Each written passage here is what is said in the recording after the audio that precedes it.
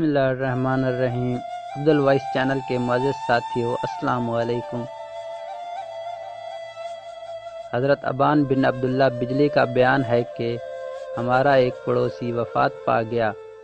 ہم نے اس کی تجہیز و تکفین کے لیے جب قبر کھودی تو اس میں سے بلی کے مشابہ ایک جانور نمودار ہوا۔ اس کو قبر سے بھگانے کی بہت کوشش کی لیکن وہ نہ بھاگا۔ گورکن نے کودال سے اس کی پیشانی پر مارا مگر پھر بھی وہ نہ بھاگا۔ مجبور ہو کر دوسری قبر کھودی گئی۔ اس قبر میں اسی طرح جانور نکل آیا اور کسی ترکیب سے بھی وہ جانور وہاں سے نہ ہٹا۔